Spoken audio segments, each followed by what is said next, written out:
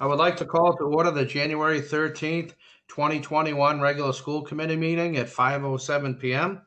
At this time, I'd like to entertain a motion to enter into executive session to discuss strategies with respect to collective bargaining with employee groups and/or personnel matters.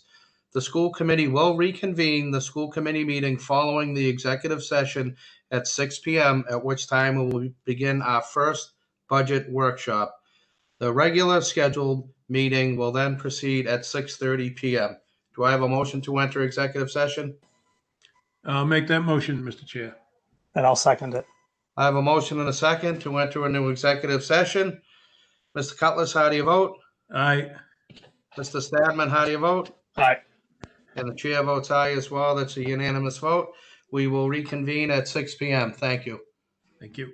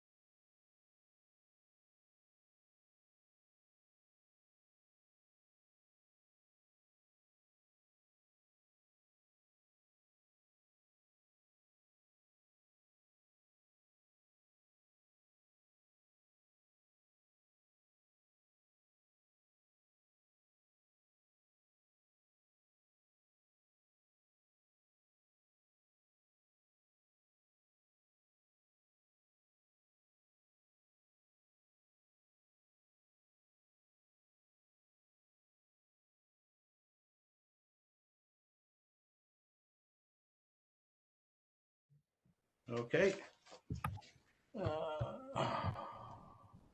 I think we're waiting for Shannon, Keith. Okay. That Mrs. Garish with us? Yeah. Okay. You have Jay Harding. Rhonda, I and can't see anyone. Yep. You have Jay Harding, principal of the Thank Trainham, you. and Karen Cronin, principal of the North Street as well. Okay. And Felicia Chinanovich from the Heathbrook. Oh, boy. And you snuck Oh, boy. Feel free to practice that beforehand. Oh, boy.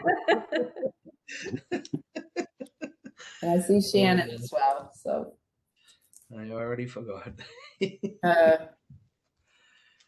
All right. We have everyone? you do. Okay. We good, Jason? You're all set to go. Thank you. Good evening. I'd like to reconvene our regular school committee meeting. It's 6:05 p.m. At this time, we're going to enter into our first budget workshop, and the regular meeting will convene approximately 6:30 p.m. Thank you. I'd now like to turn the floor over to our business manager, Mr. David Libby. Thank you, Mr. Chair. I'm just going to share my screen here and walk you through our FY22 presentation.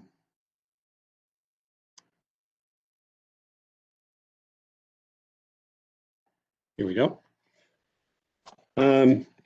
So welcome to the FY22 Tewksbury Public Schools Budget Workshop.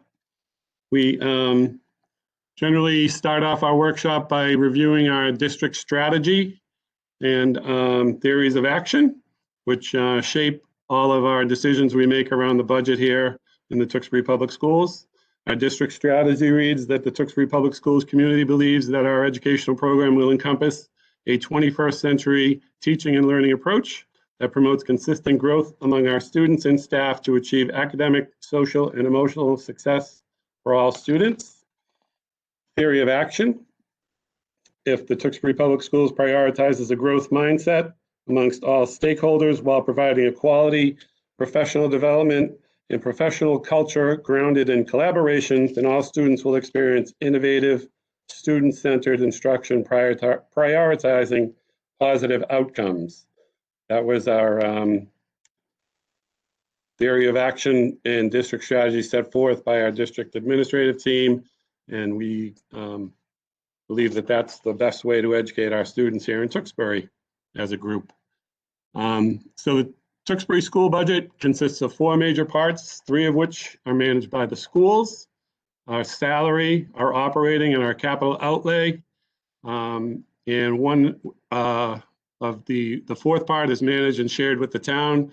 We call that our fixed costs. Those are things like insurance, employee benefits, retirement, and debt, and things that we share and control use with our town partners.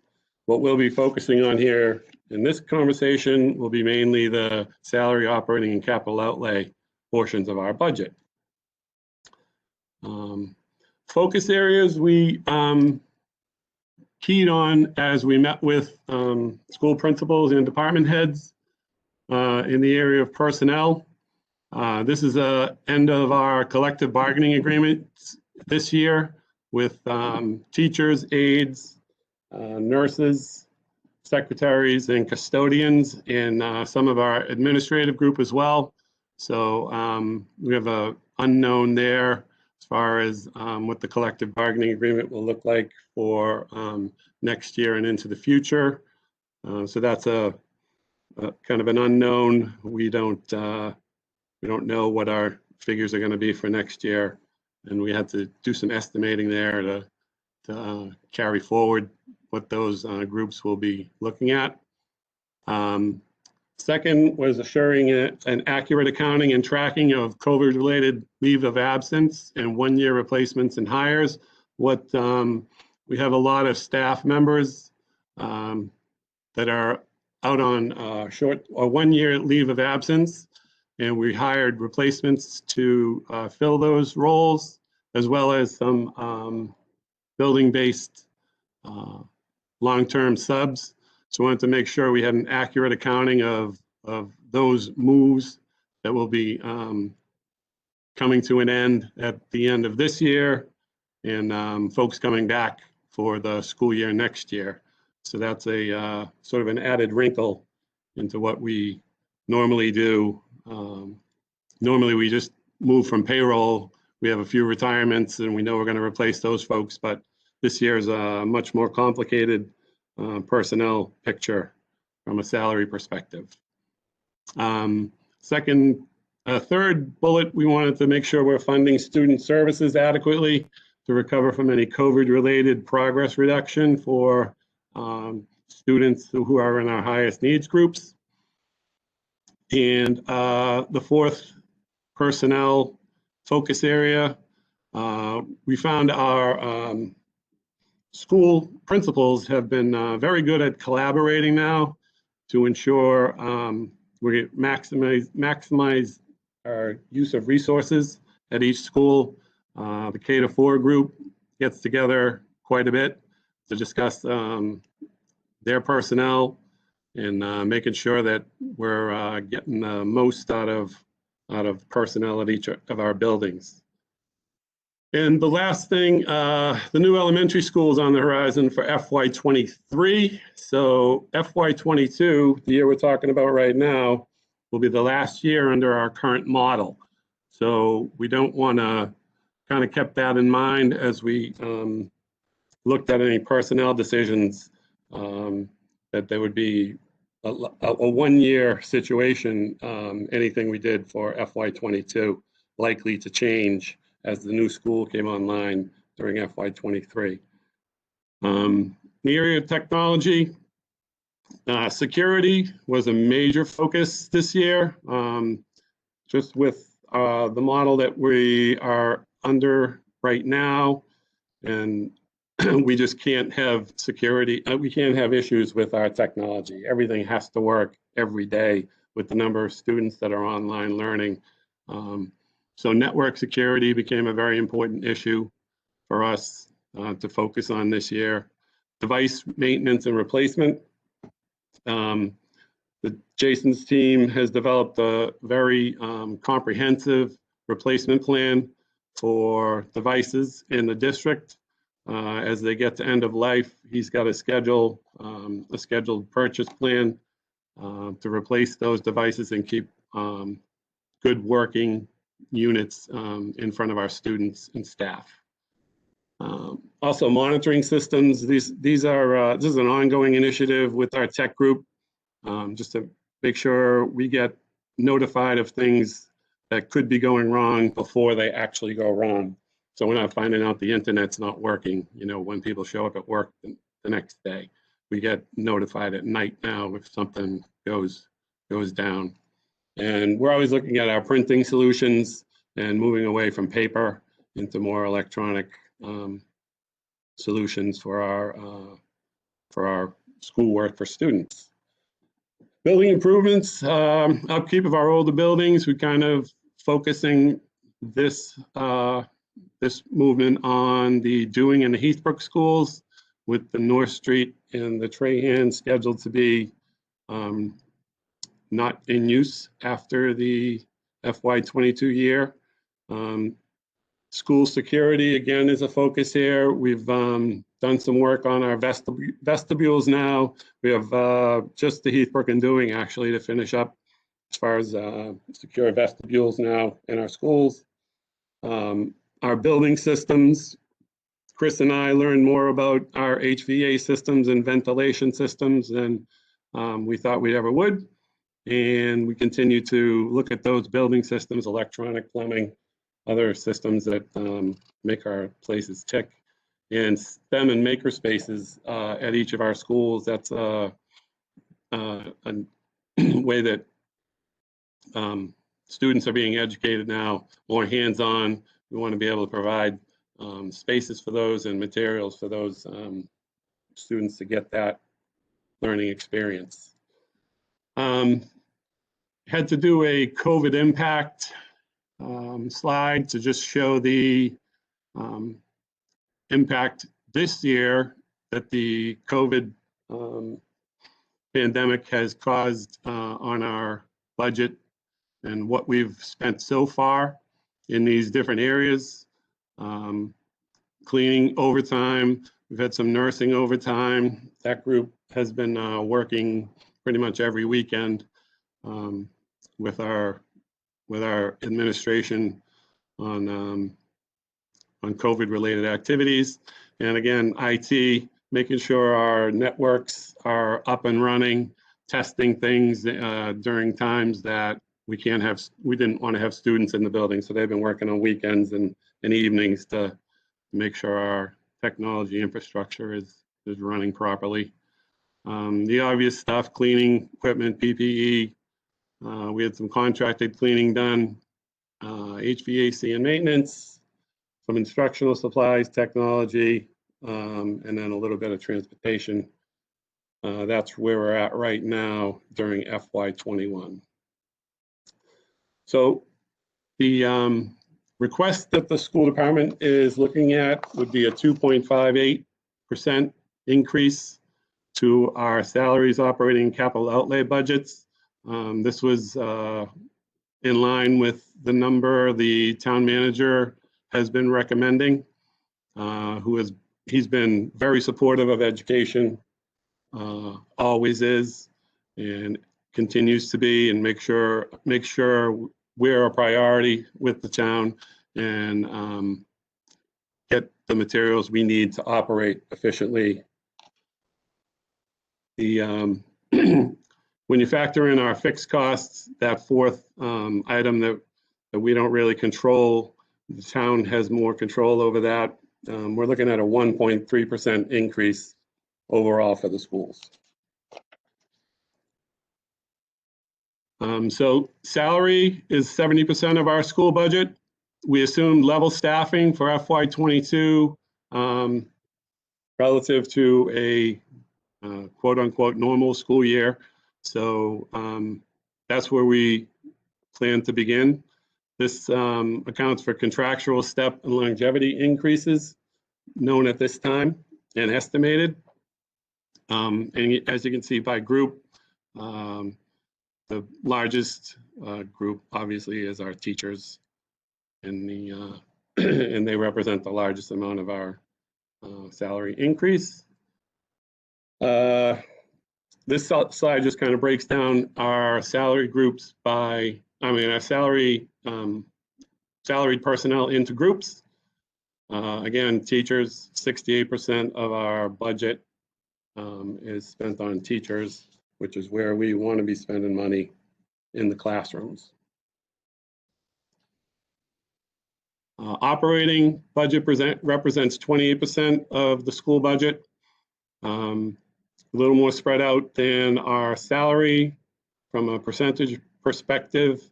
Transportation and tuition represent the highest categories. Special education services, supplies, textbooks, and materials are next for our operating budgets.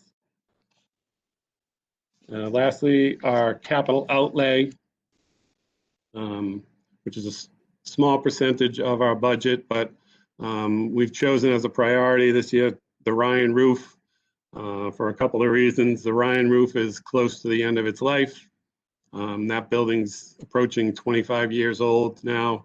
We're experiencing some failures there, leaking. And we had a roof coating process done at the Heathbrook School 2 to 3 years ago. And we've had no reported leaks since we tried this roof coating process on the Heathbrook roof. So we're looking at a similar process for the Ryan. And we'd like to get that project complete while the construction's going on with the new school. Sort of take all of our medicine in one gulp and get it all done while we can. There's been improvements in this roof repair method. When we did the Heathbrook School, it was a 10-year guaranteed product. They now have a 10-year warranted product, a 20-year warranted product, and a 30-year warranted product, which I've shown here, the pricing. It's we got an initial estimate from one company on the Dewing and the Ryan. The Ryan, the 20-year fix is what we're likely to target for the project, hopefully this summer, if we can get this out to bid and get some pricing back from some companies over the spring. These are some capital projects that we've completed for during FY18 through FY20. As you can see, we've got a lot done over these past 3 years and into this year as well. Even with COVID, we've managed to complete some projects off this list, and we'll continue to do so into next year as well.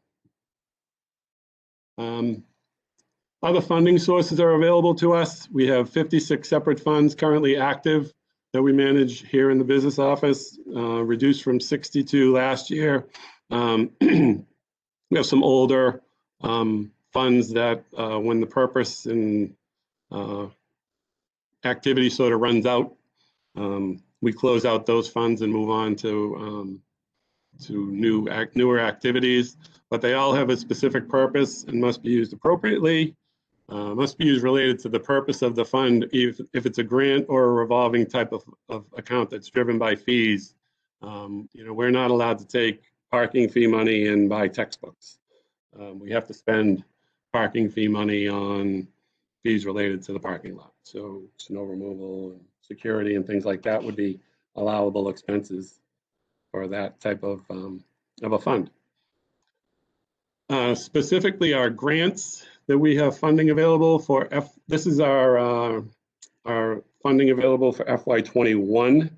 We don't know what our figures will be for FY22 yet, but this is a good snapshot of where we are currently. We'll call your attention to the first two on our list, which are COVID-related grants that the town has received through the state. A little over $1 million in grant money for COVID-related expenses. And the other thing I'd like to call to your attention, the fiscal year used to be if you got a grant during FY20, you spent it during FY20.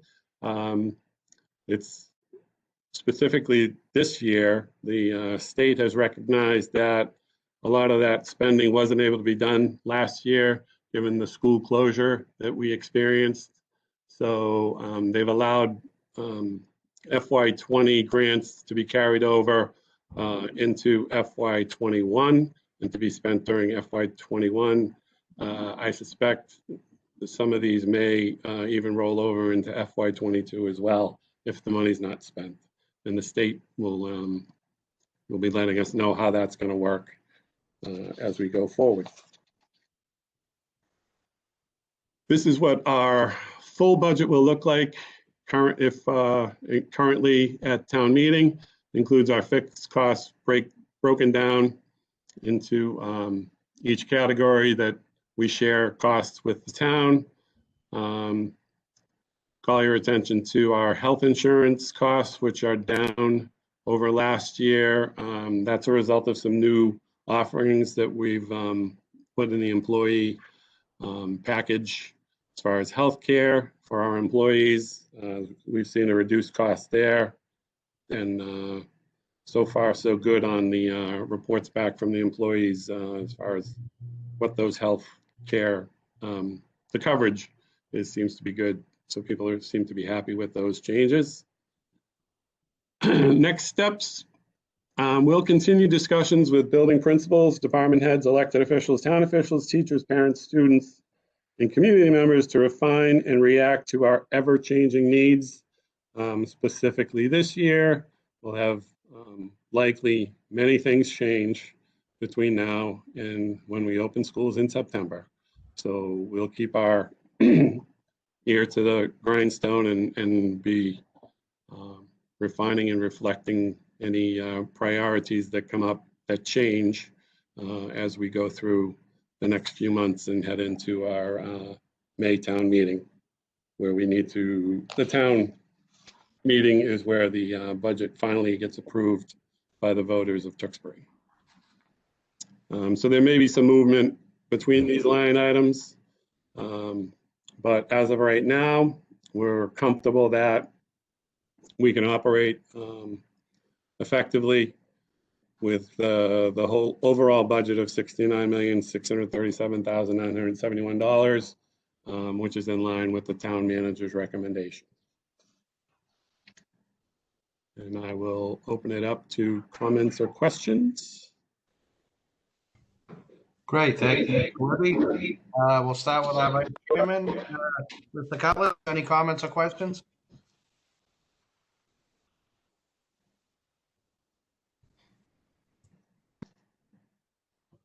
All right, I'm not sure.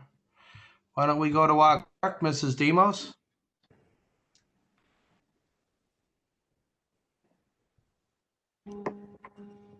You're muted, Shannon. All right, thank you. So Dave, I was just wondering about those leave of absence coverages that we have, right? You were referring to the substitutes that we've given, the long-term subs. I know we have it. The 750,000 we have as a town. When can we expect that we'll have that delineated to know, Because we'll run how out of much time. to take off of that? Mr. Cutlass, I think you're not Mike. Sorry, I don't think you're on mute. Mrs. Demos has the. Go ahead, Do Mrs. you want me Demos. to defer? I can defer my questions till he has his turn. No, keep going, Mrs. Demos. Okay, I just was curious about those, the coverages of salaries, right? Because I mean, every penny's gonna count moving forward. So you were saying that you were trying to get that information compiled. Is that something that you think that will be available to us soon? Or what would be the estimated time that we could kind of look to see, what are we looking at as far as the figure for these temporary positions that are in place this year? Oh, this budget reflects all those changes, Shannon. Oh, I misunderstood what you said when you said that. Yeah. It was 1 year. Okay. No, it was just more of an exercise of making sure that we knew at this point who we think's coming back next year, who was only here for a 1 year contract and would be leaving at the end of the year. Okay, I understood it to be that it has to be factored in. So okay. No, So no. It's factored in as far as we know at this point. Okay.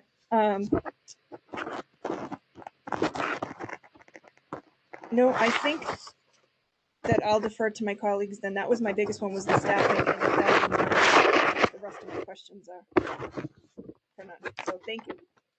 Okay. Thank you, Mr. Demos. And I think someone has a hot mic here and they're shuffling some papers. So can we just all check the microphone if you're not talking? And I'm now going to turn the floor over to Mr. Cutlass for any questions. Am I on? Yes, Yep. sir, you're on. Oh, I just had one about that, Dave, and I'm sure we have it. The 750,000 that's at the town, like for special ed costs. Yes, We still have that account, right? That money's still available?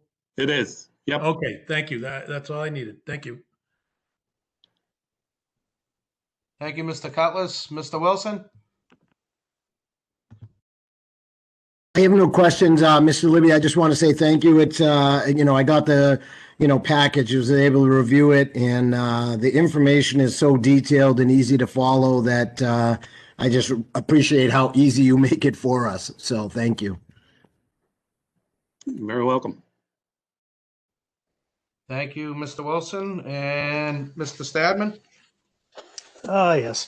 No, I gotta be the bad guy here. So, quick question for you. You did a straight line between FY 21 and 22 for utilities, 13,265. I put you in the hot seat last year since we've done some boiler upgrades and we've recently LED outfitted 80% of the schools. Is that a heavy hand?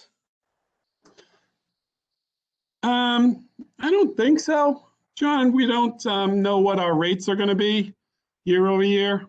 No, I catch up. I mean, I'm budgeting, I'm budgeting at a, 1.5% increase across other things. And I'm going to be hard on you. I gave you a pass last year and you said you're going to monitor the new boiler and put it through paces. And, Yeah. So again, I figured I'd just call you out with a straight line on the utilities. So. Okay. One thing I might jump in with, Mr. Stadman, and I think you got a good point there, is one of the things is the question becomes a little bit, is FY21 a strong basis to measure that on, due to the fact that we had significant time of buildings not being in use. We have, with the hybrid model, less than half the students are in the building on a given day. We had the 10 days up front of the start of school without students. So part of this is also trying to manage, is moving from FY21 to FY22, not so much is FY22 going to be accurate, but are we basing it on accurate information from FY21? It might be a little bit of concern. Well, so the question would be, if we go back to FY20, I don't have the data in that. Yeah, John. Again, I don't want to pick in front of, rebroadcasting this in front of the whole town. Again, just noting if you had a heavy finger on that, because I get called out on, reporting it at I'm doing budgeting myself. So, Yeah, normally we do have a good actual from the previous years, which in this case would be FY20. But to Chris's point, we were about a third of that year. We weren't really operating our buildings. So a lot of our past year comparisons I didn't feel as valid as they had been in years past. Gotcha. For a lot of things, utilities, supplies, a lot of things just changed at the end of last year for a good portion of the year. We were shut down from March on. So that's why we sort of decided, let's level fund most of our operating expenses since we didn't have that recent years solid actuals to look back on. Okay. And then real quick, if you're going out to bid on your, just real quick, I always hit you on the capital items, which I know you love. If you go out to bid and you get some ridiculously high number, are we going to pull that back, the Ryan roof off, or do we have a backup capital plan?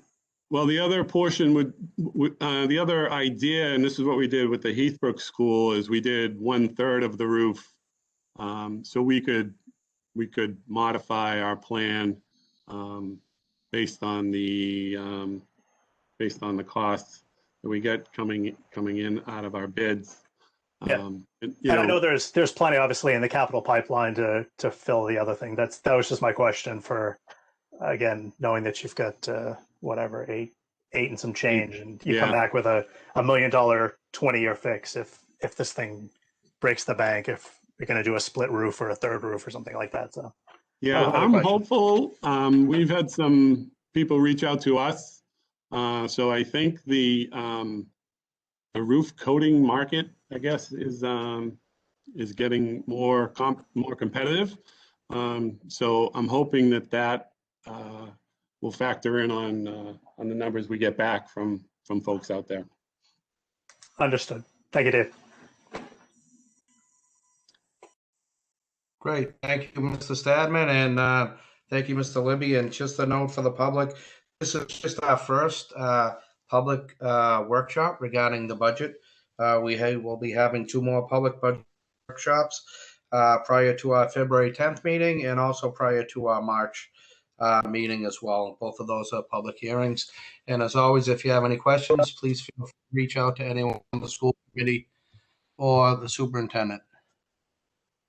All right, with that, I would entertain a motion to close the budget workshop for 13th, 2021. So So moved, Mr. Chairman. Second, I have a motion and a second to close the budget workshop. Mr. Cutlass, how do you vote? Aye. Mr. Wilson, how do you vote? Aye. Mr. Stadman, how do you vote? Aye. Mrs. Demos, how do you vote? aye. And the chair votes aye as well. That's a unanimous vote. Thanks again, Mr. Libby. At this time, I'd like to reconvene our regular school committee meeting at 6:35 p.m. The January 13th, 2021 school committee meeting will be televised and recorded. This is a virtual meeting via WebEx due to the recent open meeting law policy set forth by the governor during the current state of emergency. The meeting will be held as a virtual meeting. To participate, you can call in 781-565-8134 and view live through televised cable channels. Please note there is a change. Comcast Channel 8 and Verizon Channel 32 or at youtube.com/Tewksbury TV. I believe that change was necessary as I think our high school basketball athletes are being broadcast on another station. So please look around if you're looking for us and you get the basketball game. You will find us on Channel 8, Comcast, or 32 on Verizon. As a preliminary matter, I am Keith Sullivan. I am the chairman of the Tewksbury School Committee. At this time, I'd like to ask you to please permit me to confirm that all members and persons anticipated on the agenda are present and can hear me this evening and consent to be recorded. Members, when I call your name, please respond in the affirmative. Mr. Cutlass. Yeah, I consent, Mr. Chair. Thank you. Mr. Stadman. Aye. Consent. Thank you. Mr. Wilson. Aye. Mrs. Demos. Aye. And the chair consents as well. Staff, please respond on the affirmative as well. Mr. Malone, our superintendent. I consent. Thank you. Our assistant superintendent, Mrs. Regan. Yes, I consent. Thank you. And our business manager, Mr. David Libby. I consent. Thank you. Our anticipated guest speakers this evening. Hopefully we have young Mr. Jack Stadman with us. I consent. Great, Jack. Nice to have you this evening. Principal John Bernard. Mr. Chair, I think Mr. Bernard is having some trouble. He will be coming on. Mr. Marshall is resending him the link. Okay, great. We'll move on to Mr. Ron Druin. I consent. Move on to superstar for the night, Miss Michaela Page. I consent. Thank you, Michaela. Principals, Miss Terry Garish.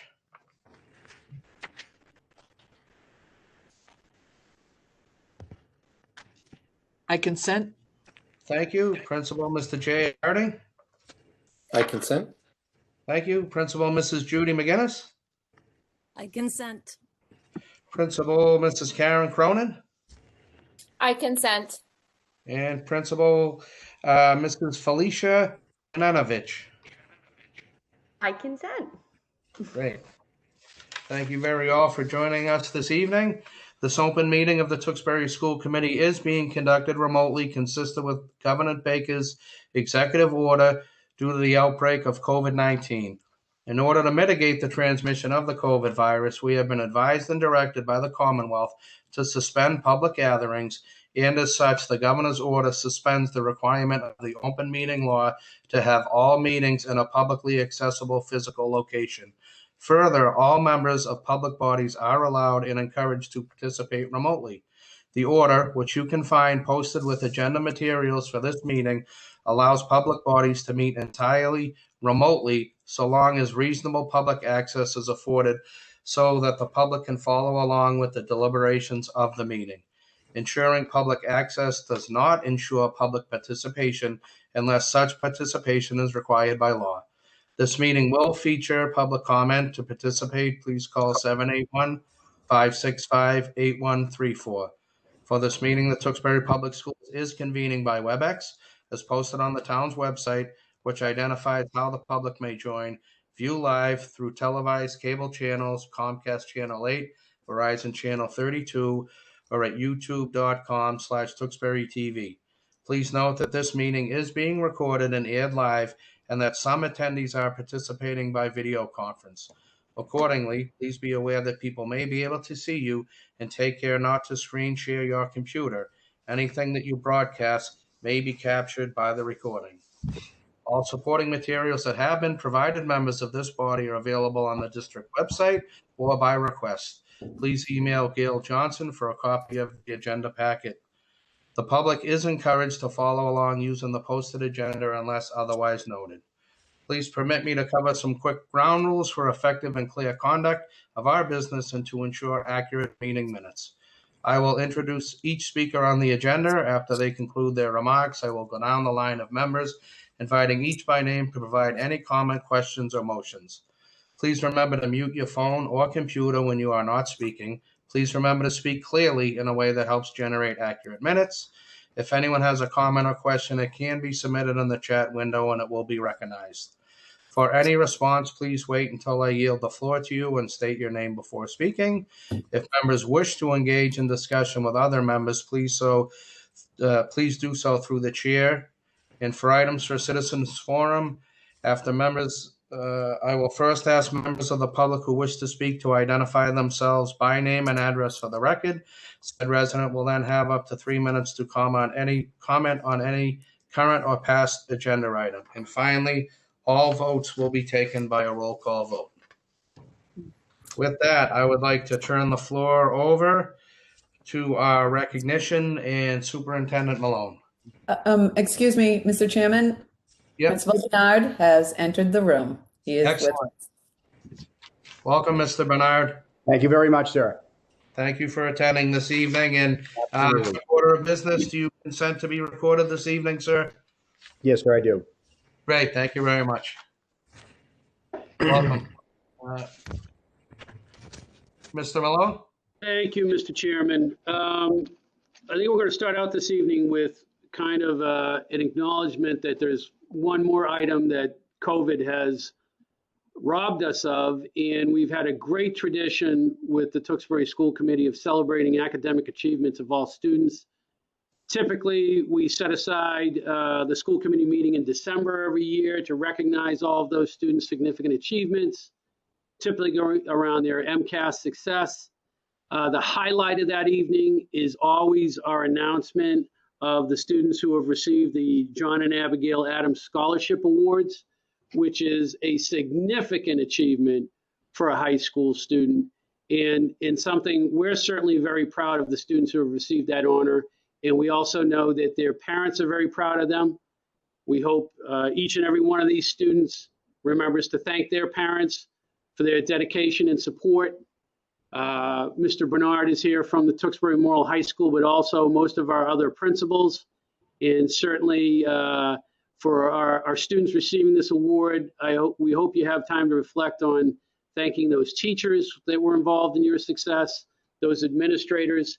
But again, this night is all about you for winning this significant achievement. And once again, we apologize. Usually this is just such an enormous event for us as the administration, for the school committee, and it really reminds us of why we all do this work.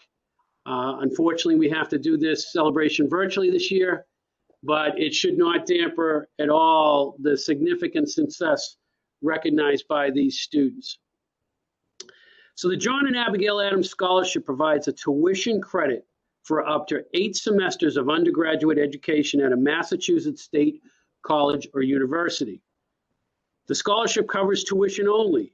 Fees and room and board are not included. The scholarship must be used within 6 years of a student's high school graduation.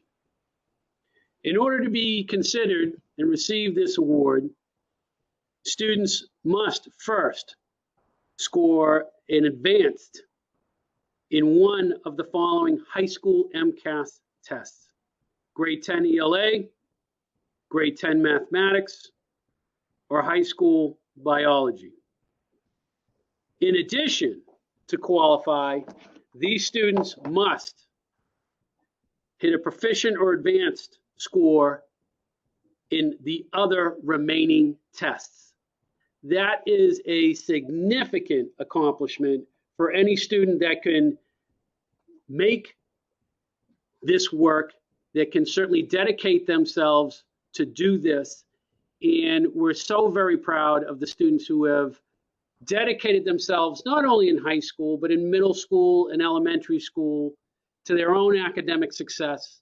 And we hope that they can really enjoy this award and that the ability to utilize this scholarship will help the students certainly continue to meet their academic goals and be successful. So with that,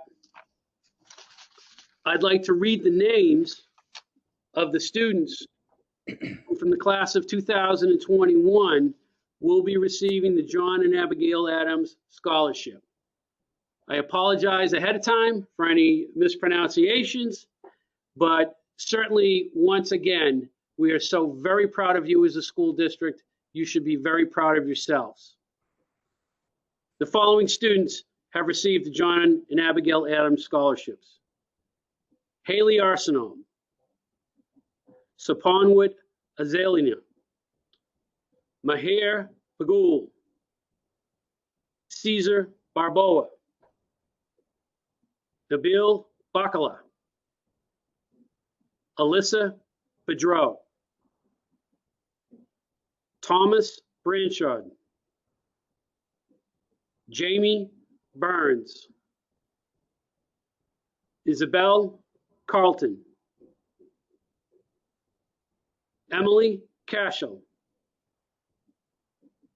Zachary Conley, Michael Cronin, Mackenzie Dawson, Iris Diaz Archilla,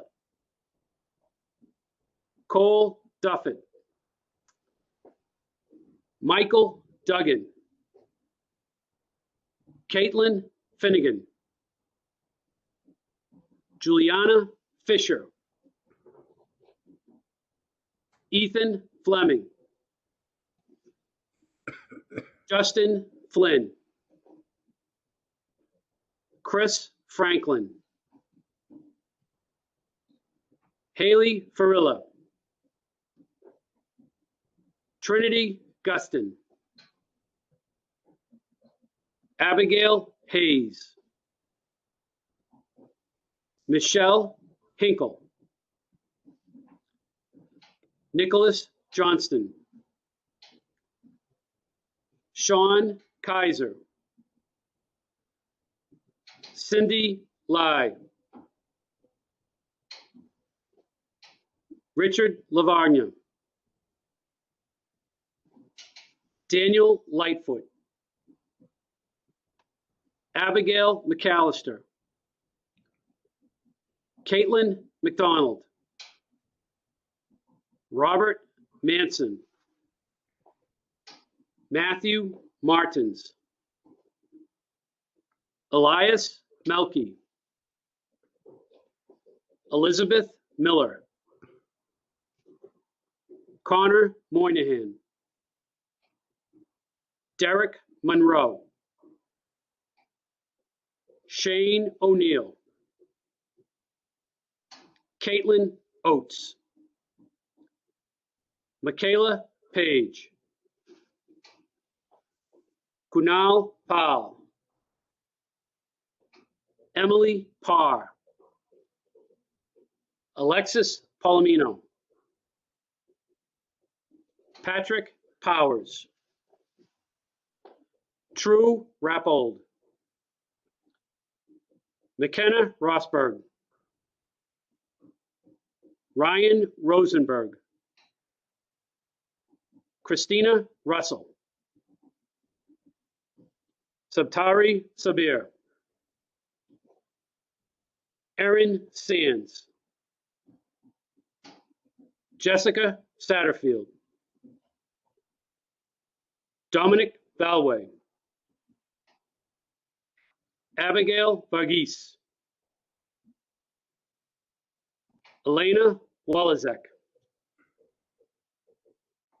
Madison Wheeler, Samuel White,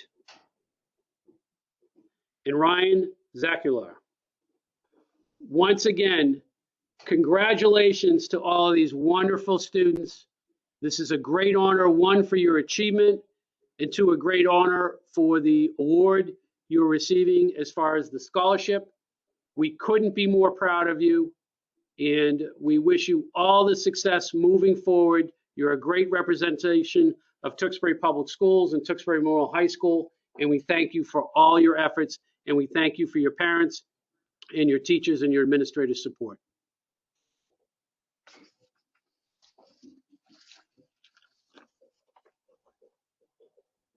Thank you, Mr. Malone. And I assume we're going to turn the floor over now to Mr. Druin. I'll just lead into Mr. Druin, Mr. Chairman.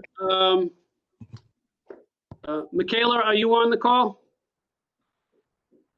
Yes, I am. And are your parents there, Michaela? They're downstairs, but Oh, Michaela. Okay, well, we want to thank your parents first, Michaela, because they've done a great job supporting you and been great supporters of the district. But Michaela has a nickname around here, and we call Michaela Six, because Michaela is the sixth member of the school committee because she's been here so many times. So Michaela is here. We're here to honor her for outstanding efforts once again, this time in fall cross country. And certainly, we heard Michaela's name also mentioned in the Abigail and John Adams scholarships. Michaela's got a great future ahead of her. She's going to be a Tar Heel, so we're very proud of that.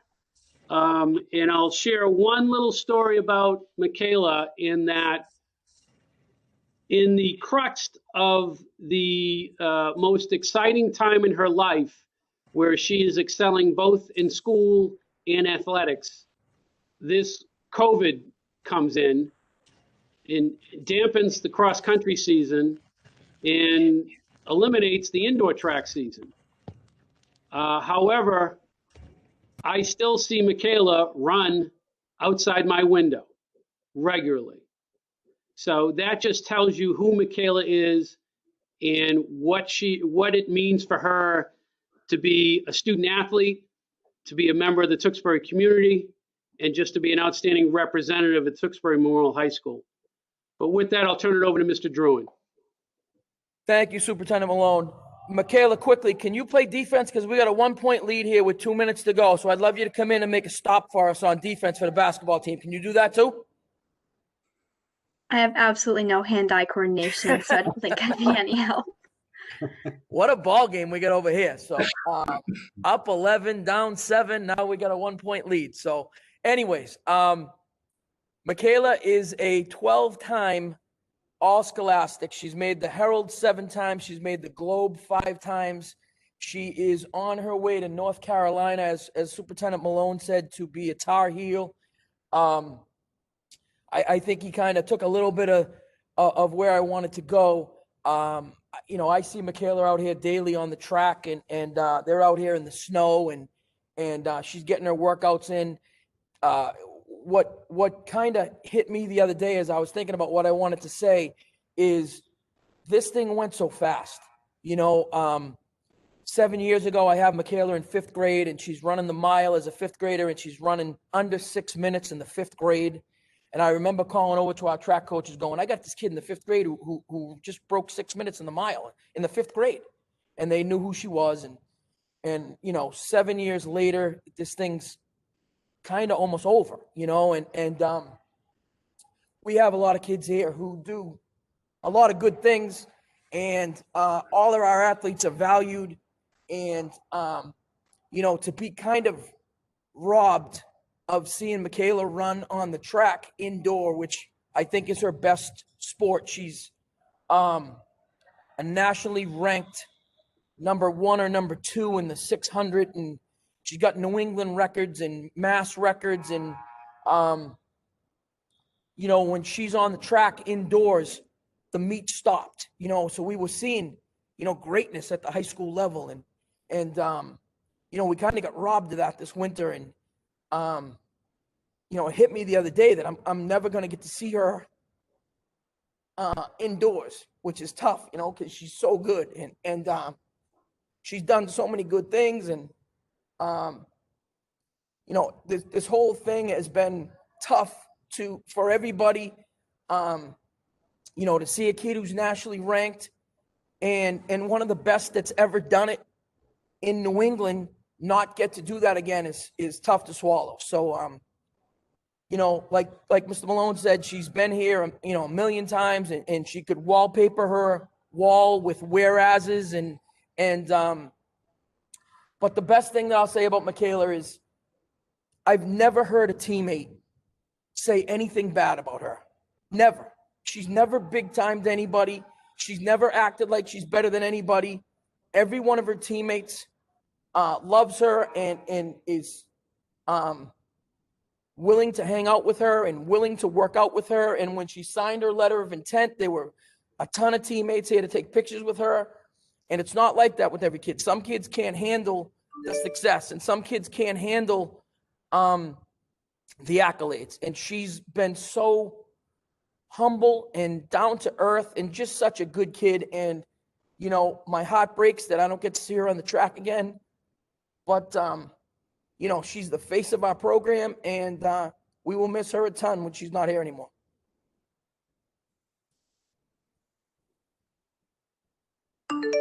Thank you very much, Mr. Druin, for those kind and thoughtful words.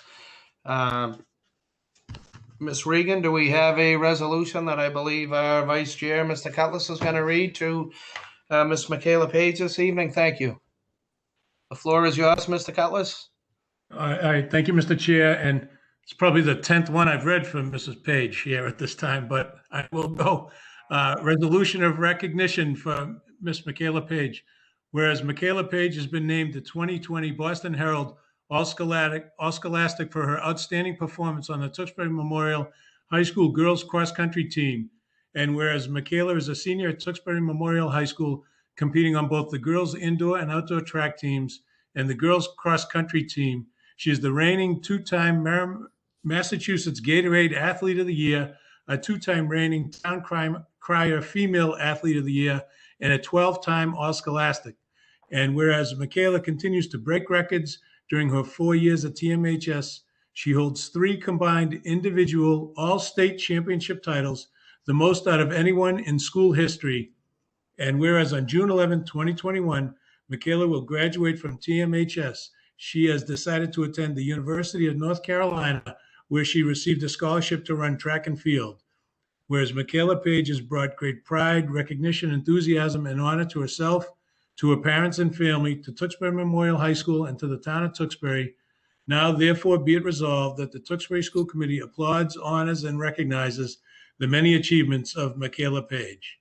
And to good luck with a great, outstanding career at the University of North Carolina. Thank you, Mr. Chair.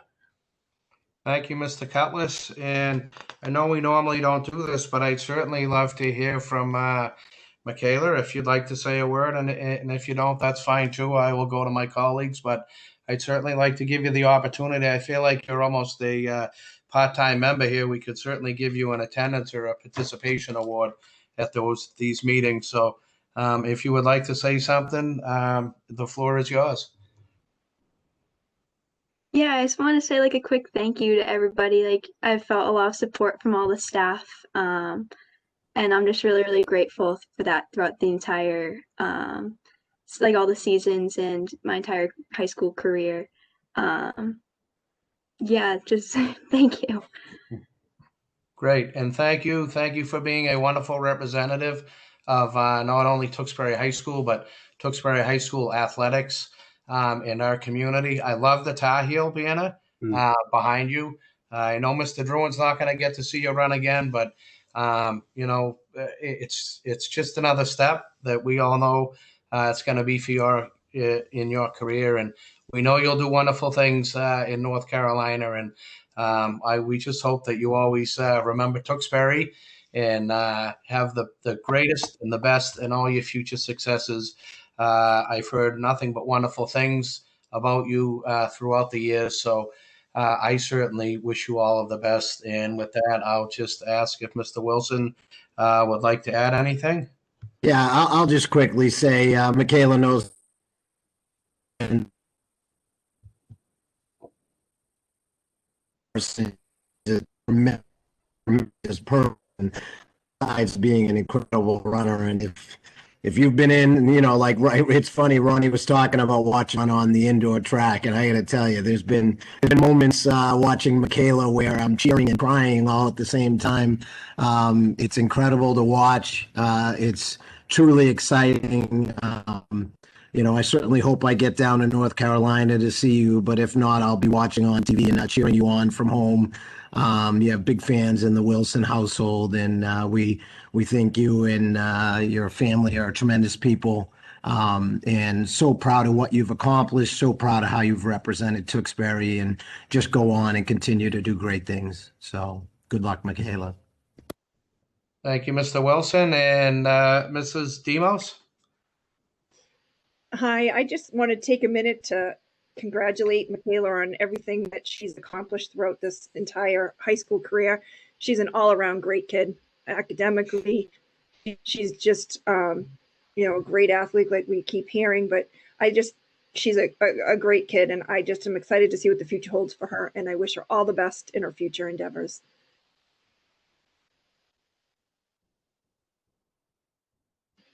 Thank you.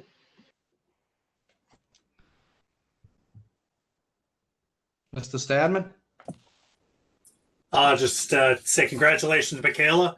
As Ronnie was saying, it was obviously 4 years for you, but it was a short life here for us here in Tewksbury. Obviously, the kids grow up fast, and keep Tewksbury in your mind while you're down there at UNC, and keep remembering us, and stay positive in your future. Good luck.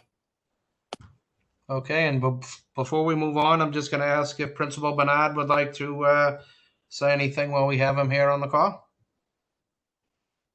Thank you, Mr. Chairman. I'd very much like to say something. First, for the students who earned the John and Abigail Adams Scholarship, I wish I could take even a small bit of credit for their success, but having only started in Tewksbury in July 1st, that's not possible. So I'm going to extend my congratulations to them on behalf of all of the people that did have the good fortune of working with them to achieve a really wonderful achievement. So my congratulations to all of those students, and my thanks to the staff and administrators who supported them throughout their school career.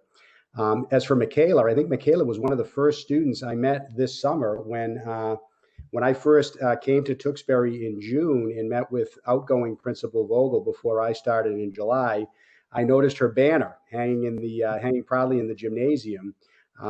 Didn't think too much of it at the time, but it was shortly thereafter that Mr. Druin told me that Michaela was going to be recognized as the Gatorade Athlete of the Year. And I remember saying to him at the time, I said, "Oh, that's the girl who has the banner in the gym." Well, little did I know that was just a small snippet of all of the success, Michaela, that you have rightly earned. And I congratulate you. I wish you all the best in North Carolina, and know that that your legacy here in Tewksbury will last for a very, very long time. You've definitely left more at the school than you took away from it, in my mind. So congratulations to you. Thank you, Mr. Bernard. Thank you, Mr. Sullivan. And thank you once again, Michaela, for joining us. And the best of luck in all your future endeavors. Mr. Chair, if I could get Sure. 2 quick things in. You got a final? You got a final there? We're up 3 with about 30 seconds left. Okay. So we might not need to have Michaela put a cape on and come in. 2 things. Number 1, I want to acknowledge Daniela Almeida. She was named first team All-State in girls soccer yesterday. And, I know we haven't really brought those people in front of those kids in front of the school committee, but it's an outstanding honor for Daniela. She's a junior here at the high school. She was clearly our best player, and she was recognized as first team All-State yesterday. I thought that was worthy of mentioning to you guys.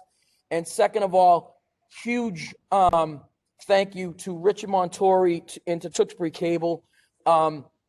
Between our huddle camera and our cable feed, tonight we've had almost 300 people watching our girls basketball game. The feeds are crystal clear. It's gone super, and I'm so appreciative of the support the town has given to make this work. The school committee, the superintendent, the admin team, Mr. Bernard. It's been great, and these kids getting an opportunity to play, and the town to support them like this is I'm beyond grateful. So just want to make sure I put that on the record, and I'm so thankful for all the support to make this work for our kids. Great.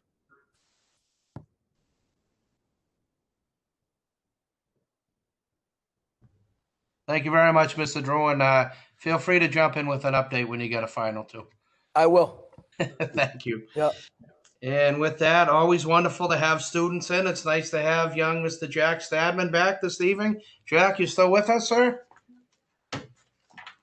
Still here. Thanks for having me. Great. The floor is yours, my friend. Due to the inconsistency of club meetings, there's limited to report on, but still some information to go around.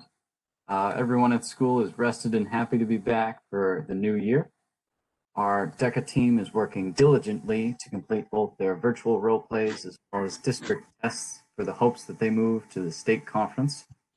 Our esports team is still up and running. They've been placing high within other schools of New England in games such as Rocket League and FIFA. They're always looking for new members. See the morning update for more details. The Team HS Drama Club is working hard on their virtual production of Check Please. It's an upcoming comedy. It should be out within the next few months. And the Student Council is still holding its weekly meetings discussing new virtual activities for the school. And as always, the morning update is still broadcasting. You can tune in every morning on YouTube except for Wednesdays. And that's all I have for this update today. Great. Thank you, Mr. Stadman. It's nice to see you again. Happy New Year. Mr. Chair, 5450 Redmond. Thank you, Mr. Druin. Lexi Palomino with 18. Wow, nice. Nice night. Good night for them. Thanks for having us, gang. Thanks, Mr. Druin. See you. Bye now. Bye-bye. Okay, with that, we have no presentations this evening. Jason, do we have any callers for Citizen Forum this evening? No callers at the moment, Mr. Chairman. Okay. With that, I'd like to turn it over to our clerk, Mrs. Demos, for our approval of minutes. Thank you, Mr. Chair. I move the school department payroll for the period ending December 10th, 2020 to be approved and certified in the amounts and categories as shown with the total amount of $372,847.50.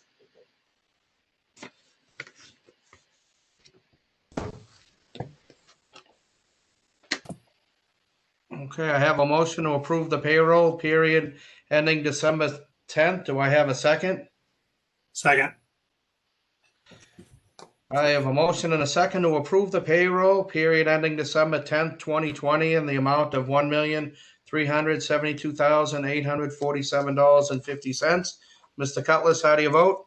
Aye. Mr. Wilson, how do you vote?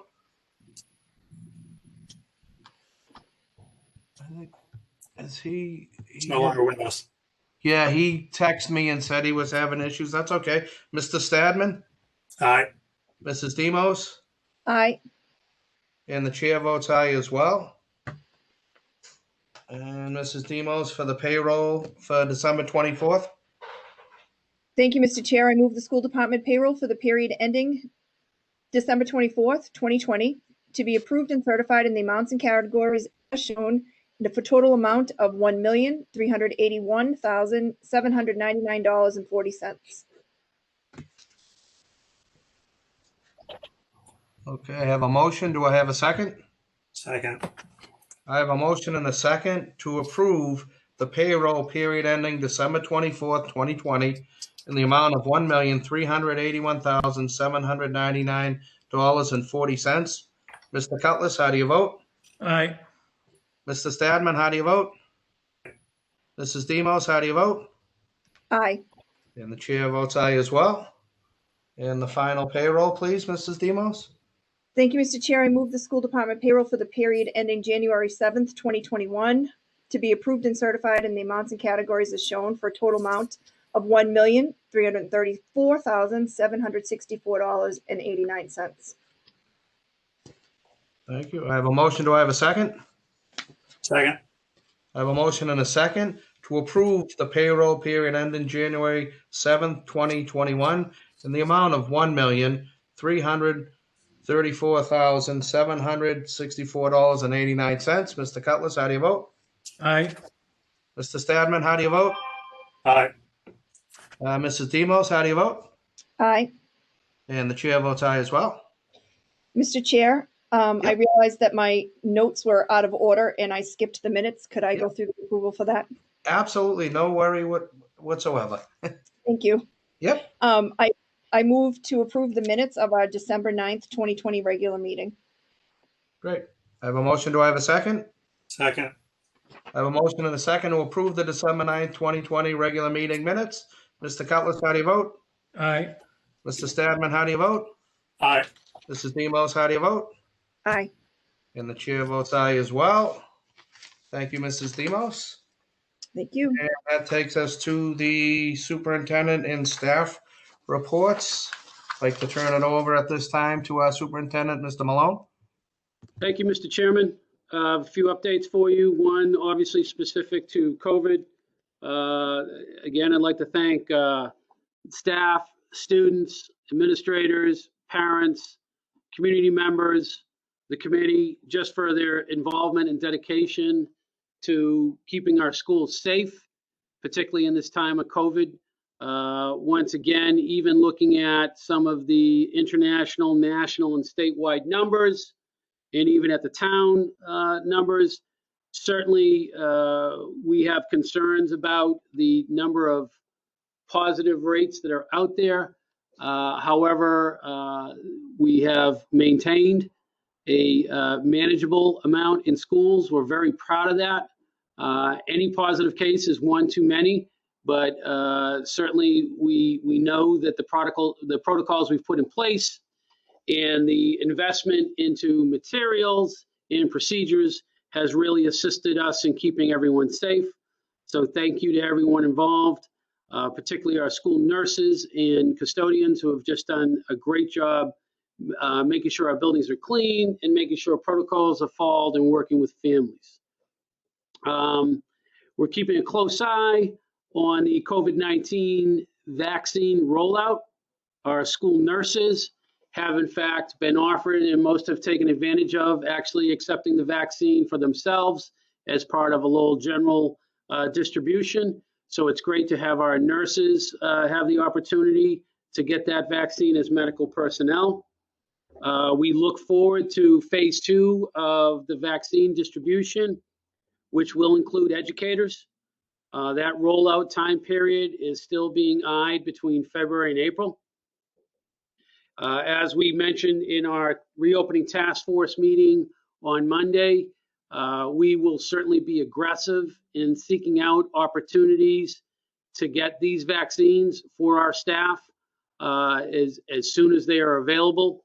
And certainly we are very much open, as we've seen the rollout to first responders, looking at regional sites for distribution. We would certainly volunteer for that and look at any avenue to allow us to get immediate access to those vaccines as soon as possible. In addition, Kelly Constantino, our lead nurse, Ms. Reagan, the assistant superintendent, and myself participated in a pool testing webinar today from DESE. We had looked at a Binax testing process that was rolled out by DESE approximately 6 weeks ago. That is the rapid test. We were concerned about the implementation of that, in that the reliability of some of those rapid tests, and they were only prescribed for symptomatic individuals. At that time, we recommended specifically to DESE, if they were looking at a preventive measure with testing, that we would definitely be interested. And DESE actually has responded, and they have developed a process of pool testing, which would allow multiple tests to be put in one vial and tested.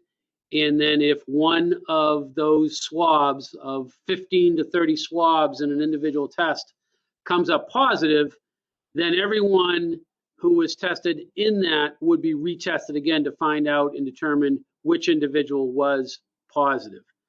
What DESE has rolled out as part of this pool testing opportunity is a financial component likely to finance this for the first 6 weeks of its implementation. This is something certainly we're very interested in as a district. We've talked to our teachers through the teachers union. We believe we have some strong support and interest in going down that road as well. Where DESE, after the webinar yesterday, hasn't determined next steps, but that is a avenue definitely we will pursue. And if it is right for Tewksbury, we will move on it. So that is good news. In addition to that, we're hearing from DESE that they are speculating the new federal stimulus money that will come out to schools in Massachusetts, roughly to be in the neighborhood of $815 million. Not exactly certain what that rollout will mean to individual districts and where that can support. But in addition to the 2 grants that Mr. Libby described in his budget presentation, we will hopefully have a 3rd one on the horizon that will help us continue these type interventions, protections, supports, and protocols moving forward. A big thank you to the Special Education Department, who has put out several family engagement opportunities for parents going on since January 1st. There have been 3 different types of iRobot opportunities for family engagement virtually in January. This evening, there was an evening with Kerry Stack, a support element for parents of special education students to review self-care, emotional intelligence, how to set limits and boundaries. There's a dyslexia presentation on January 27th, a behavioral presentation on January 28th. Again, a Kerry Stack presentation specifically on handling stress and finding supports and connections for families on February 10th. And finally, there'll be a CPAC basic rights workshop on February 11th at 6:30. If interested in any of those, please feel free to contact the Special Education Department. But it's certainly a good, well-rounded opportunities for special education families and students outside of the school day.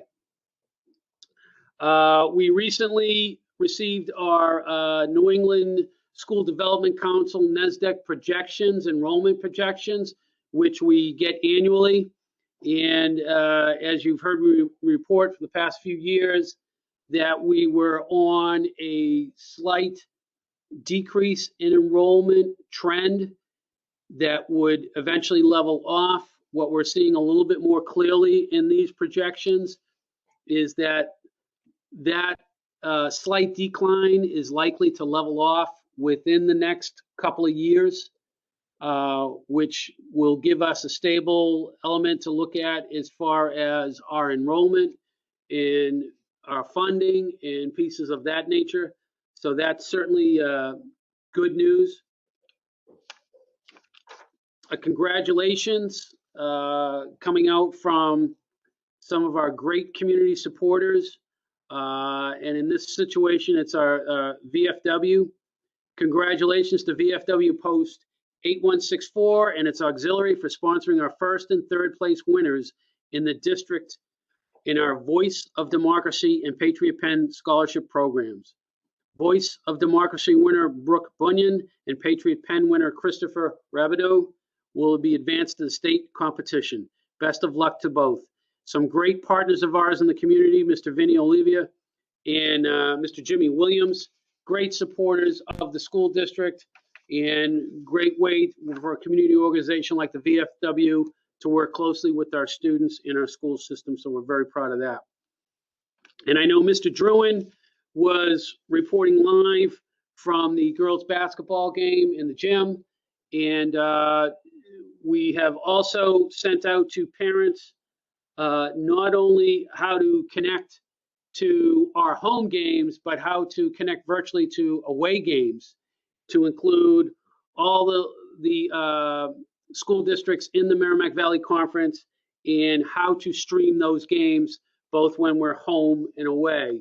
And just as a acknowledgement of, and I went over to the junior varsity girls game today just to look at the setup between, and Mr. Druin acknowledged the town setup, but the clarity of the picture going home, but also the protocols put in place by Mr. Druin with the help of Ms. Constantino, with the help of the custodial staff, the cleaning protocols that are going on in between the games, how their students they receive a mask break, where they're sitting in the context of the athletic competition, how the trainer is interacting with students either before the game or if they're injured.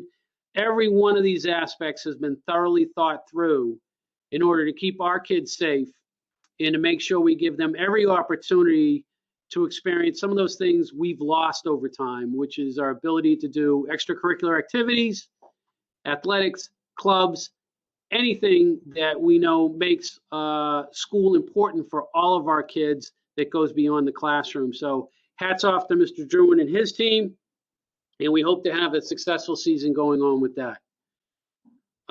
If there's no questions, Mr. Chairman, I'll hand it off to Ms. Regan. I'll just check in quickly. Mr. Cutlass, any questions? Not at this time, Mr. Chair. Great, thank you. Mrs. Demos? None at this time, thank you.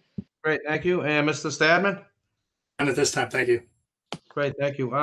Thank you for the report, Mr. Malone. My only one question, I've heard a lot about the pool testing in the 6 weeks. Is there any possible money? I know Mr. Libby talked about carrying over some grant stuff that if, as you said, it is right for Tewksbury, that maybe that, that there's some money that might be able to get us beyond the 6 weeks, or have we had any discussions or thoughts around that? Yes, Mr. Libby has done a great job at making sure that the grant money that we've received has gone to specifically meeting the needs of us during COVID, and he's effectively spent that. And not only that, the confines of those grants have extended about when we can use expenditures. So that should not be a barrier if we want to, if the testing works for us. We like the results. We're getting, the numbers of people tested that makes a difference. Then we're pretty confident that grant money would help us continue that if it's the right fit for Tewksbury. Okay, thank you. That's all I have. And at this time, I'll turn it over to the Assistant Superintendent then for her report. Thank you, Mr. Malone. Thank you, Mr. Chairman. And speaking of grants, and I'm pleased to still see Principal Garish online. I'm hoping Miss Kathy Carlton is online as well. She certainly has two things to be very proud of tonight. First, her daughter's MCAS Abigail Adams Scholarship Award, but now being honored and recognized by DESE. DESE put out an advertisement, if you will, and how proud they are of districts who not only received the 21st Century Grant, but continued to implement the grant even back when the state, the schools shut down, if you will, in March of 2020. Our 21st Century Grant principal at the Doing School, Ms. Terry Garish, and the site director, Ms. Kathy Carlton, pivoted quickly and converted this after-school program into a full remote program. The Doing School 21st Century Grant program was offering several enrichment courses in late spring, but then did a 2-week bridge program into the summer, where they were able to offer a 5-week, 5-hour per day, 4-day per week remote program for students that needed it. This summer coursework included academic programming, arts programming, physical education, and bedtime stories with Principal Garish, and some virtual field trips. The summer enrollment was very impressive. At a time when everybody went remote, And you might say some kids were sick of the screen time. We had 46 students in grades pre-K through grade 2 attend our 21st Century Grant Program. Starting the school year, the 2021 school year, the 21st Century Grant Program is still functioning fully as a remote program Monday through Thursday, and currently has 60 students in grades PK through grade 2. So I just can't begin to thank Principal Garish and Ms. Carlton, our site director. We're very impressed and appreciative of their commitment and dedication to the success of this program for students who so very much need it. We're thankful for the help from our grant writer, Ms. Cindy Bastieri, but again, the success and ongoing availability of this program is in large part to Principal Terry Garish and Kathy Carlton. We thank them. They deserve this recognition from DESE and from us. All right, the second update I have, and also included in your packet, is an update and reminder we sent out to families last week on January 7th. This is a reminder in some of the frequently asked questions regarding the mandated Massachusetts general law and Commonwealth of Mass regulations pertaining to vaccinations, specifically the new mandate of the influenza vaccination for all students who attend Massachusetts public schools. We fielded some of the most often asked questions. For example, do I have to get the vaccination? How, where, who do I talk to? And then more importantly, what happens if I don't choose to get this vaccination for my child?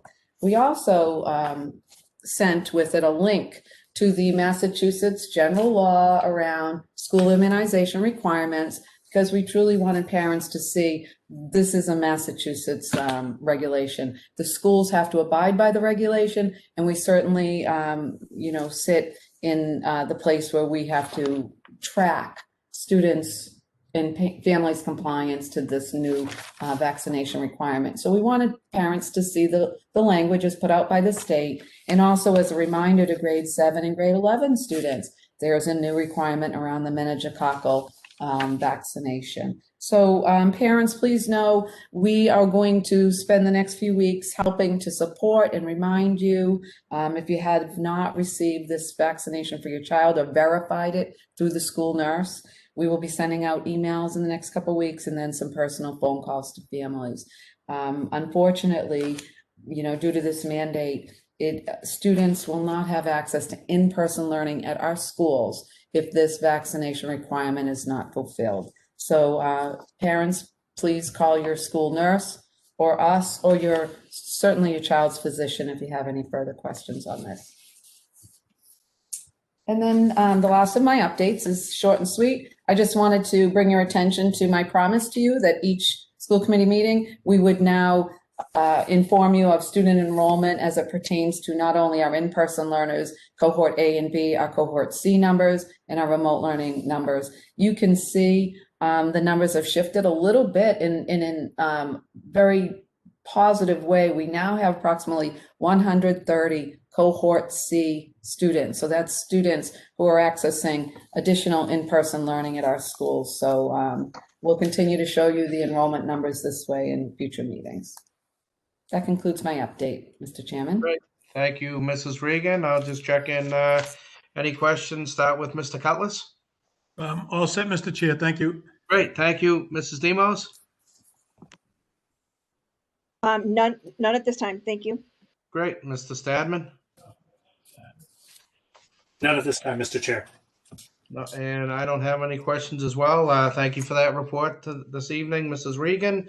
I'll check in with Mr. Libby, but I think after his presentation, not sure he has anything else to add tonight, but the floor is yours, Mr. Libby. One quick update on the Heathbrook window project, our 20 classroom window project. We had a walkthrough today where we had 10 vendors on hand, which is a good sign for us that we'll have some active competitive bidding, which is always good for our budget on that project. And and I also neglected to mention that materials reviewed tonight and some additional account level details will be available on our school website for public viewing. And that is it. Thank you, Mr. Libby. Just checking real quick, make sure no one has a question regarding the windows. I'll start with Mr. Stadman. No question, Mr. Chair. Great. Mrs. Demos? Nothing tonight. Mr. Cutlass? All set, Mr. Chair. Thank you. Great. And I'm good as well. Thanks again, Mr. Libby. With that, we're going to turn to tonight's consent agenda. Is there anyone this evening that has any questions or comments regarding tonight's consent agenda? And I'll start with Mr. Cutlass. No, Mr. Chair, I'm all set. Thank you. Thank you. Mr. Stadman? No questions, Mr. Chair. Great. Mr. Demos? No questions. I appreciated all the time and effort that went into putting that all together for us. Great. And I have no questions as well. With that, what is the pleasure of the committee at this time? I'll make a motion to approve the consent agenda. I'll second. I have a motion and a second to approve tonight's consent agenda. Mr. Cutlass, how do you vote? Aye. Mrs. Demos, how do you vote? Aye. Mr. Stadman, how do you vote? Aye. And the chair votes aye as well. Excuse me, the consent agenda is passed. Turn over to the committee reports. Mr. Cutlass, elementary school building. Thank you, Mr. Chair. Still moving forward. Consigli, the contractor, doing a good job. We're on time and on budget. Two things of note. We approved recently a change order to the concession stand for the athletic field so that we'll be able to serve hot and cold food at any and all events that are there for the fans and the participants. So that's a good thing. And secondly, there's discussions about early demolition of the administrative building and relocating our administrators to another spot within the town. And I would just like to ask either Mr. Malone or Mrs. Regan if there's been any progress on that, any developments on that. Mr. Malone? Yes, Mr. Cullis, we have a meeting actually on that tomorrow. So, I mean, one of the things we're looking at is specifically from Consigli, if the center school moving out early will have a positive impact on the project financially or time-wise or both. So the OPM has been working directly with Consigli to see if they can develop algorithm to determine if that's going to be possible.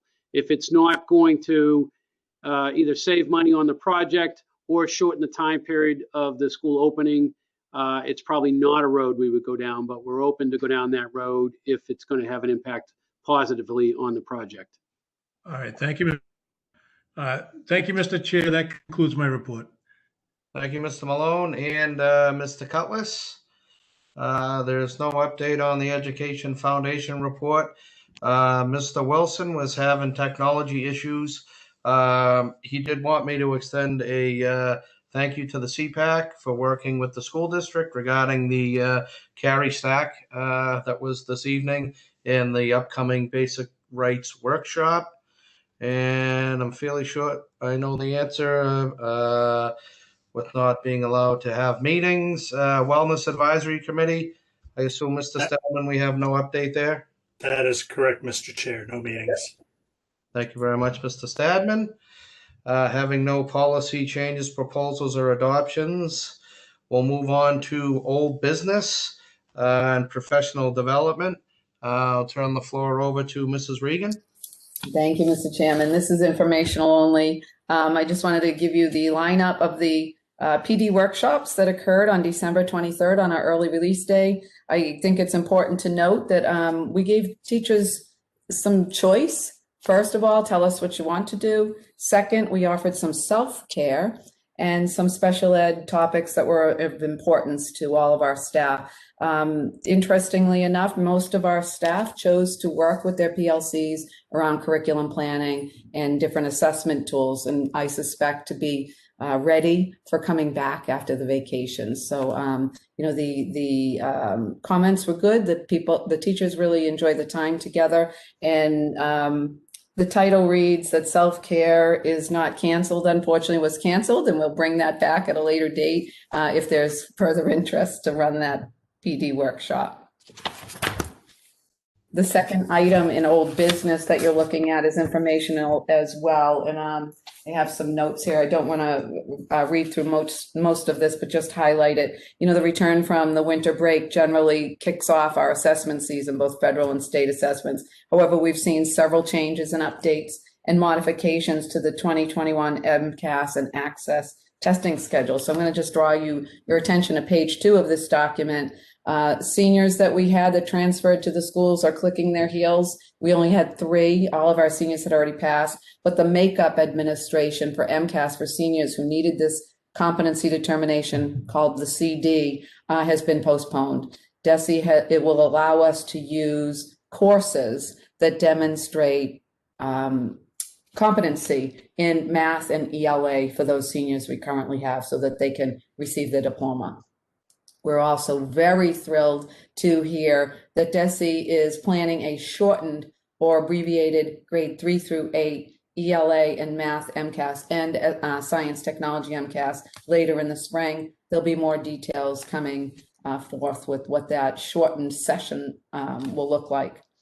And that leads to accountability relief. They will not be naming or recommending to the board any new districts underperforming or chronically underperforming as a result of these modifications in the upcoming school year. The access testing for English learners has been extended. I reported on that last meeting. And then finally, our MCAS biology test has some scheduling offerings, whether it occurs in February as a retake for students who have not receive that CD competency in science, or June for our freshmen. We're already scheduling the June MCAS biology test. So I'm sure we're going to expect some more details, changes, and modifications. I'll continue to keep you and the public updated on what the MCAS schedule will look like.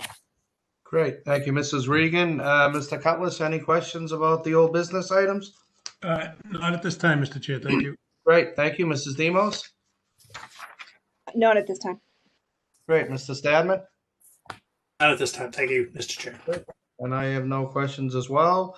I think we're going back to you, Mrs. Regan, for the last 2 new business items. Is that correct? Yes, thank you, Mr. Chairman. Again, what you have in front of you is a draft of our school year 21-22 calendar. No vote is needed tonight. This is simply a draft. What we have tried to put on paper is our first 2 professional development days we are contractually bound to through our collective bargaining agreement with our teachers. And then day 1, the first day for students, which right now our draft is, that would be Wednesday, September 1st. We also have outlined the school vacations, some other contractual obligated full day PD days, and early release days, and our last day of school. We will come back to you with a more detailed calendar to vote on in either the February or the March meeting. We're hoping for a normal school year. We certainly know everything is to be determined as we go, but we're still planning as normal. So we'll bring back an edited version of this, but for anyone who's already asking, what's the first day of school? What are those first 2 days? Blah, blah. We have that here in draft form right now. Okay, and then the final item in new business is that item we've been talking to you about, that structured learning time audit, known as the acronym SLT. This is a preliminary report based on our survey. So what you can see is good news. Tewksbury is preliminarily cleared to meet the new SLT standards. The standards for school districts are quite simple. Simple, at least in print. Hybrid districts, which Tewksbury is, must provide an average of at least 35 hours of live instruction. Live instruction includes in-person and fully synchronous learning. Fully remote districts, which we are not, needed to meet a minimum average of 40 hours. And these hours are over a 10-day period, or otherwise maybe a 2-week period. So you can see that we're preliminarily cleared, and that if you look down at the tables below, we've only been audited in grades 1, 4, 7, 10, and then our overall.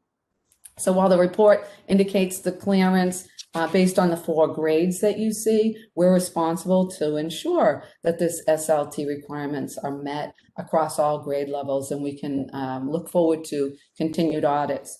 But what you can see in our elementary grades 1 through 4, K through 4, we're looking at about an average of 30 hours of that live instructional time over a 2-week period.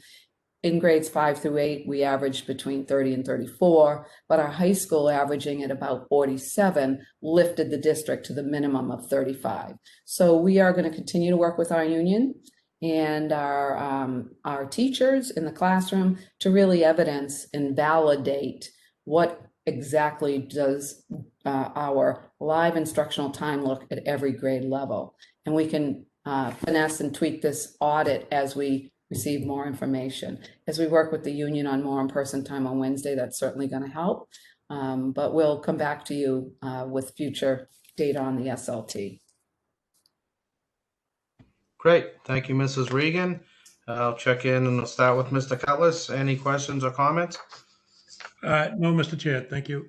Great. Thank you. Mrs. Demos? Nope, thank you for the update. Great. Mr. Stadman? No, not at this time. Thank you, Mr. Chair.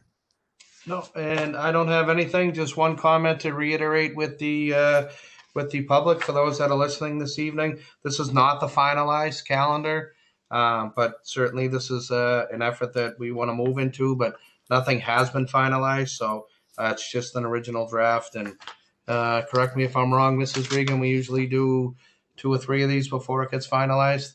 We do. We'll put those other dates on paper. It's always good if we put these drafts out early too, because people may catch certain days that we might not have caught. So we do welcome the public to call the superintendent's office if they notice that a date particularly is, a particular religious holiday that perhaps we have met and missed. And we always appreciate those edits. But yeah, we'll bring this calendar back at least 1, if not 2 more times. And then, as I said, given the, the current situation, with the pandemic, there may be changes into the school year. We hope not, but we'll plan forward. All right, great. Thank you, Mrs. Regan. Okay. With that, we're going to move to school committee matters of interest. Mr. Cutlass? All set, Mr. Chair, thank you. Okay, Mrs. Demos? Actually, Mr. Malone touched on my question I had for today for the matters of interest with the, I wanted to advocate for us in Tewksbury here to be looking into that pool testing. So I'm excited to learn more and hear more what happens with all of those meetings that are being held with Mr. Malone and the other members. So I look forward to it, but that's all I had for tonight. Great. Thank you, Mrs. Demos. Mr. Stadman? No, I just wanted to say again, it's great work for the John and Abigail scholarship recipients there, the 6 dozen or 5 dozen kids that went. It's amazing hard work, and amazing that everyone did all that work. And going through all that, you can see that it definitely pays off with all the hard work that you guys do. Beyond that, just stay safe and keep going. We'll get through this. Great. Thank you, Mr. Stadman. And I'll just reiterate, as someone that, prides himself on putting achievement and improving student achievement and outcomes first and foremost, a huge congratulations, not just to the students, as Mr. Malone said, but to the families, our teachers, our students, our families and our other staff members that are in the building that help contribute to such an honorable recognition. Certainly, it's one of my favorite nights. It was disappointing not to be able to be in the auditorium this year with such deserving young students and their wonderful families. And we certainly hope by this time next year that we'll be able to get back into the auditorium. And I also would like to, sometimes it gets forgotten here in the school committee meetings, and I'm glad Mr. Druin brought it up. Huge thank you to our town manager, who has been more than accommodating, certainly with the checkbook. The current Board of Selectmen that we have, they have been super supportive of education. They've been supportive of getting kids back in the classroom, supporting all the endeavors that the schools do, and certainly Tewksbury Telecommunications and Cable to be able to broadcast the games that are going on. Certainly, if this continues, maybe to be able to broadcast even more activities. It's a wonderful thing. It's unfortunate, the participation.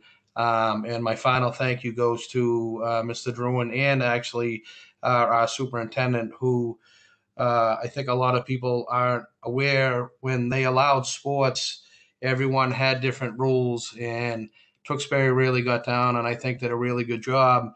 That the MVC, correct me if I'm wrong, Mr. Malone, took his guidelines, and that's now being used throughout the MVC to make sure, you know, our students are safe, and temperature checks, and you know, I think broadcasting was part of that. So certainly kudos to you and Mr. Druin for obviously putting together a plan that so far has been successful and has been modeled throughout the MVC. So with that, I have a future school committee and future subcommittee meeting dates.